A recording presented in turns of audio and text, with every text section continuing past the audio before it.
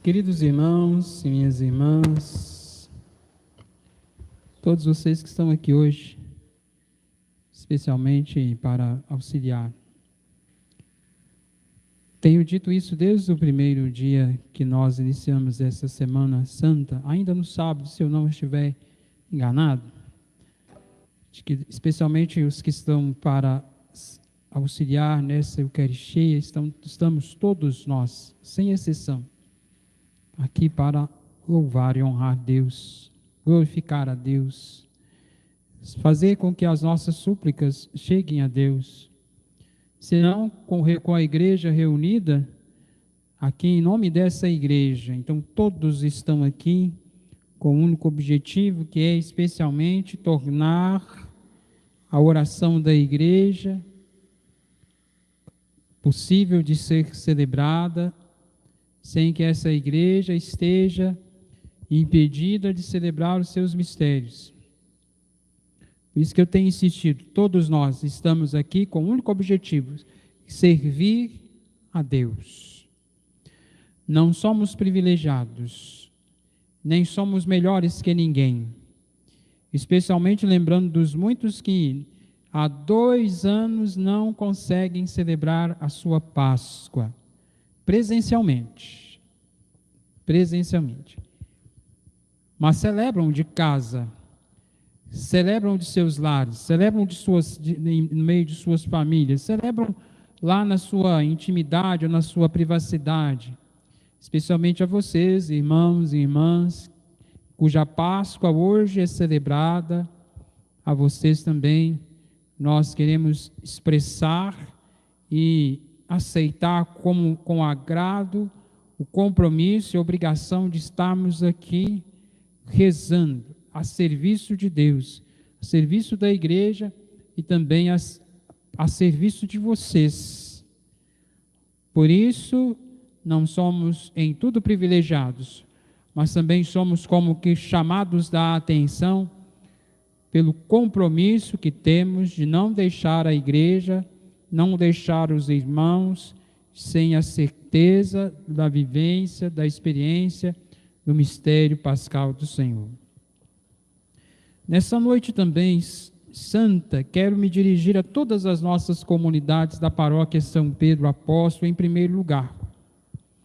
Aqui estão os nossos círios pascais, colocados aqui, junto à mesa do altar, junto com aquele que estará aqui iluminando a comunidade matriz, mas que nós faremos chegar a todas as comunidades o seu círio pascal. E eu queria que os meus coordenadores de comunidade não me deixassem passar a vergonha de chegar para a primeira missa depois desse período de recessão sem o círio pascal.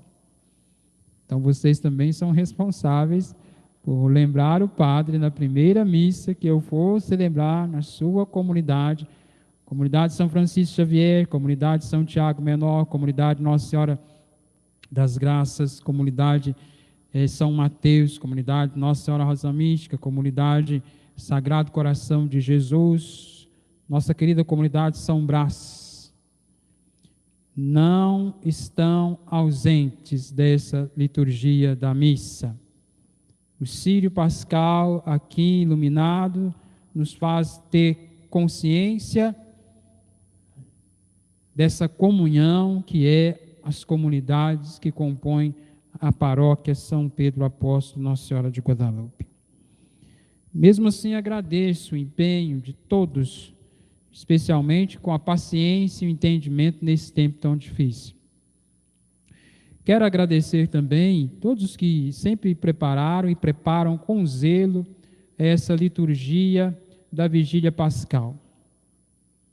Penso eu que ela é especialmente uma grande oportunidade para celebrarmos a nossa comunhão, onde o mistério que aqui é celebrado é o mesmo mistério que é celebrado em cada uma de nossas comunidades, especialmente durante o tempo da Semana Santa.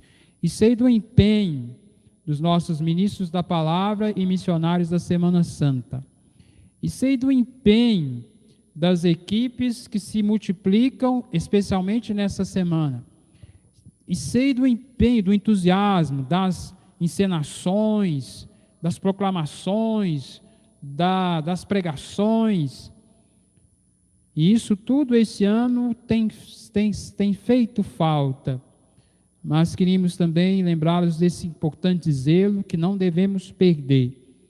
E aí faço menção hoje a todos que também organizaram belamente essa igreja hoje, para que de forma tão bonita pudesse representar o zelo de nossas comunidades, que aqui estão no empenho da comunidade matriz. Eu quero também dizer, representá-los. A Páscoa é um momento muito feliz. E eu diria que eu queria de fato também estender essa feliz Páscoa a todos os nossos irmãos e irmãs que estão acompanhando conosco. Feliz mesmo no meio dessa infeliz situação que estamos, porque é uma infeliz situação a que nos fora colocados. Mas eu insisto na feliz Páscoa, desejosos de que nós possamos, superando essas situações, também voltar à nossa vida cotidiana e voltar às nossas celebrações e reuniões, especialmente com o nosso povo. E não apenas com o nosso povo, mas também com as nossas famílias, aos quais, pelo menos os mais conscientes, estão inclusive evitando estarem reunidos em vista da realidade que enfrentamos, com o desejo primeiro de preservar a vida dos idosos e daqueles que têm alguma comorbidade, mas também com uma profunda consciência de corresponsabilidade que todo cristão deveria ter, responsabilidade com a sua vida, responsabilidade com a vida dos outros. E aí me lembro hoje, nessa Páscoa, dia da feliz ressurreição, mas também é importante lembrar daqueles que há um ano, especialmente, celebraram sua Páscoa. Nem sei mais quantos são no mundo inteiro, já perdemos a conta. No Brasil somos mais de 280 mil, que já fizeram sua Páscoa, alguns em decorrência dessa enfermidade que estamos enfrentando. Se hoje é o dia de lembrar da feliz ressurreição, lembremos também desses muitos irmãos que celebraram sua Páscoa, às vezes até muito prematuramente, muito antes da hora. E por eles, e pela promessa de ressurreição que Jesus prometeu, também haveremos de rezar essa Páscoa de hoje. Lembrar também, meus queridos irmãos e irmãs, daqueles que estão também ausentes, por razões óbvias, importantes e significativas, respeitadas e compreendidas, por aqueles também que estão ausentes, sem que nenhuma razão ou explicação, de fato, também dê sentido aos seus corações. Especialmente eu rezo hoje, então, por aqueles que não renovarão seu compromisso batismal, não renovarão sua experiência com Cristo, não renovarão a sua experiência da Páscoa, e não é porque estão impossibilitados de fazer, é porque optaram por não fazê-lo. Se desligaram da vida comunitária, se desligaram da vida cristã, se desligaram do seu compromisso com Cristo, se desligaram de sua comunidade. Por eles nós iremos rezar, porque estarão certamente desprovidos da luz, que esperamos, com a misericórdia de Cristo, Ele, em tempo oportuno, conceder e reconduzir essa luz a esses irmãos, que não se fazem ausentes por impossibilidade de estar conosco, mas se fazem ausentes porque optaram por não celebrar a vida e a luz. Contudo, irmãos e irmãs, como a Páscoa é também um momento de renovação da nossa vida, da nossa fé, da nossa esperança, do nosso batismo, de nossa experiência com Deus, Desejo que o caminho pelo qual percorremos nesses 40 dias tenha sido também caminhos frutuosos, que tenha sido também um caminho de conversão, que tenha sido um caminho de reencontro com Deus. A Páscoa não é apenas uma celebração qualquer, nem apenas uma celebração entre tantas, nem apenas um calendário religioso.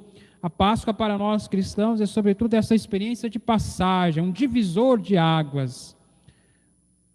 O que precisava deixar e morrer, a exemplo do que vimos no texto célebre do Êxodo, capítulo 14, nas águas que de fato são destruidoras e aterradoras, um divisor de água daqueles que vão ficar à margem, ou das realidades que devem ficar à margem, porque é importante que morram, um divisor daquela experiência para os outros que fizeram da passagem, ou da Páscoa, ou das águas restauradoras, ou da identidade por ela, ou do desejo de renová-la em sua vida, um caminho de vida nova, uma proposta de vida nova. Portanto, a Páscoa é sim um divisor de águas, uma divisão onde o que era deixa e deve deixar de existir, e o que era novo agora deve brotar, resplandecer em nossa vida. Desejo eu profundamente que, ao recordar, ao buscar o significado da Páscoa, passagem, que nós possamos lembrar o caminho percorrido por todos nós durante esses 40 dias, e agora tão próximo de fazermos essa passagem para a vida nova, de fato desejarmos que as realidades que devem ficar, que elas fiquem, e as realidades novas que devemos abraçar, que nós as abracemos com confiança, com entusiasmo, com força e convicção de vida cristã. Por isso, assim, desejamos também, especialmente, viver a realidade dessa Páscoa. Para não nos furtar também a respeito da experiência das leituras e da liturgia própria dessa noite, preparo para vocês uma pequena reflexão, como que um caminho percorrido também através da oração, por meio dos textos que esse ano nos foram permitidos ouvir, especialmente os textos do livro de Gênesis, 2 textos, que nos fala da criação e de nosso pai Abraão na fé. Nosso célebre texto do Êxodo, que fala da passagem pelo mar, e dessa bonita carta de São Paulo, que nos fala da vida nova, e que termina com esse despertar dos olhos e da sensibilidade dos cristãos, a partir do Evangelho de São Marcos, evangelista desse ano, que nos fala daquele que ressuscitou, lembrando-nos que é o mesmo que fora crucificado, ao qual agora devemos recobrar nosso discipulado e compromisso de missão. Iniciamos, portanto, nossa reflexão, irmãos, buscando o significado de tal celebração e de seus ritos e gestos, a começar pelo fogo novo, que dá solenidade ao nome dessa celebração, Vigília Pascal. Vigiar como quem tem as lâmpadas acesas, aguardando o seu Senhor chegar. Aguardamos o Senhor que chegou, e nós o recebemos. O ícone do fogo e do círio se unem para nos falar dessa presença luminosa de Deus, que conduz o seu povo, a exemplo da cortina de fogo que conduziu o povo hebreu, como vimos no texto do Êxodo, naquela noite santa de sua libertação da escravidão para a liberdade.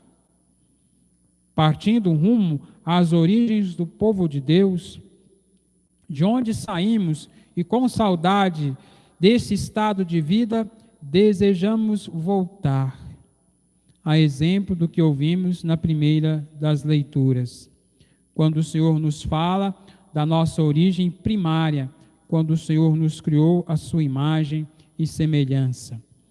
Durante esse percurso, ainda que curto, como fizemos na caminhada inicial dessa celebração, Nossas velas acesas são como a imagem da igreja que se assemelha às virgens prudentes e aos cuidadores honestos da casa do Senhor.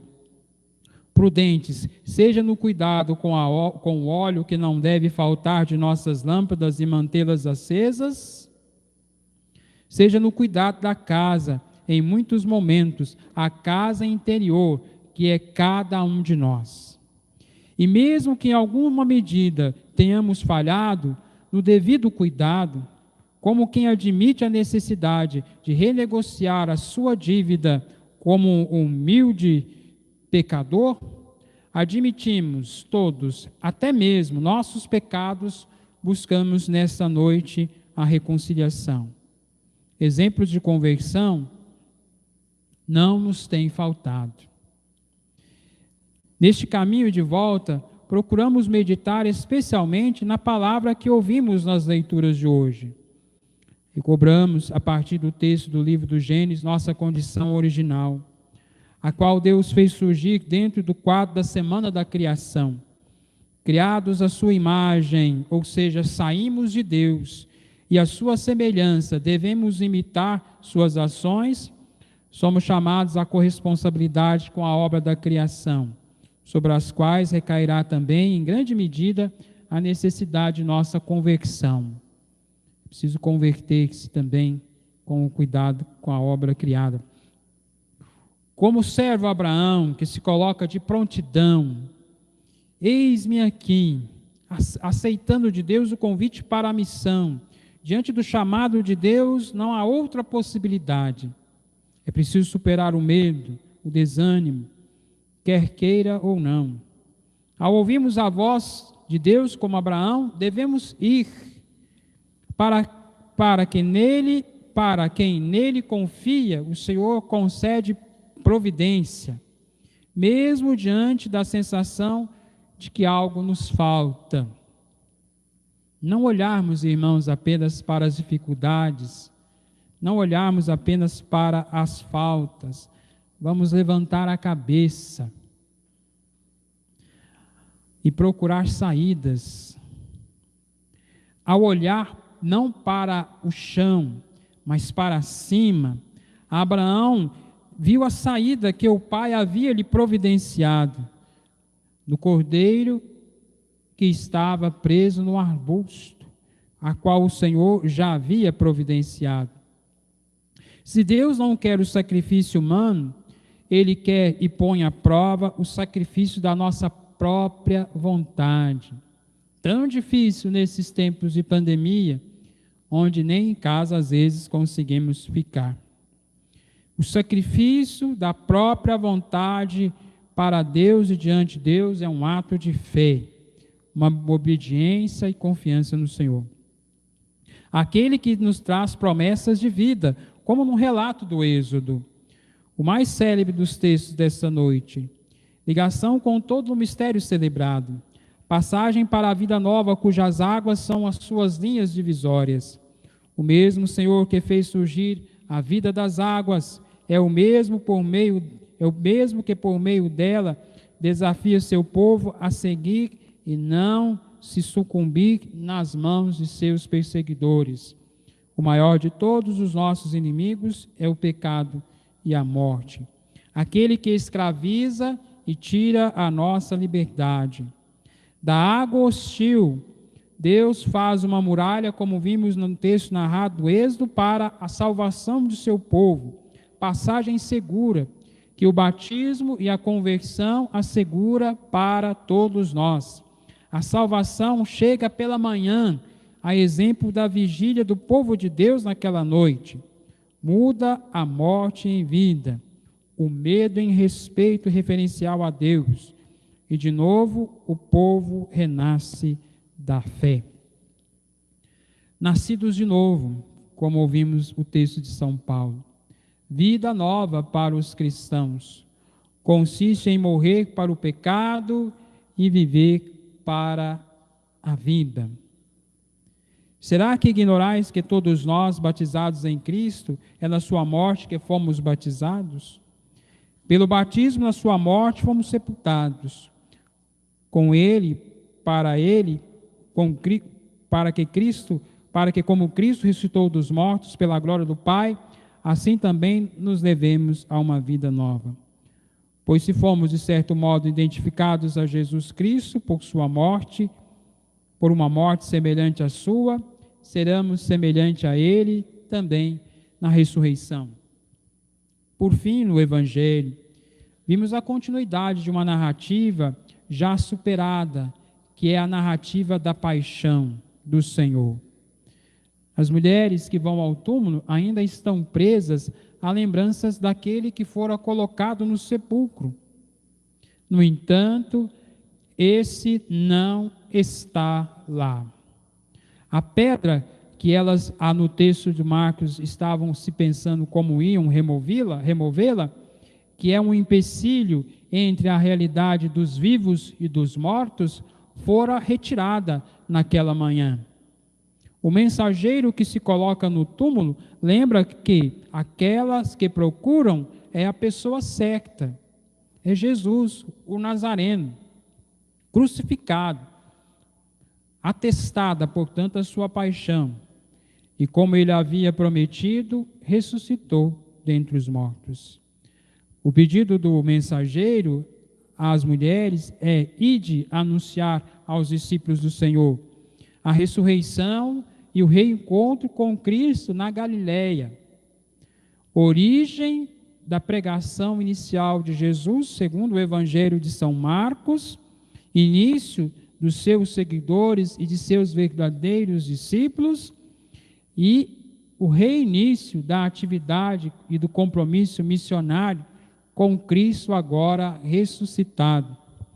Por isso o evangelista retoma o início da experiência do Senhor para anunciar aos seus discípulos que o compromisso e a missão de continuá-lo anunciando, pregando e levando vida e esperança para os irmãos é continuada na vida de seus discípulos. Os discípulos de Jesus, portanto, são os continuadores de sua missão, de sua pregação, porque na igreja vivem os discípulos de Jesus, e Jesus continua vivo e atuando na caminhada da igreja, que somos nós, convidados por Cristo, não a continuarmos do mesmo modo, mas assumirmos a condição nova que a Páscoa nos concedeu.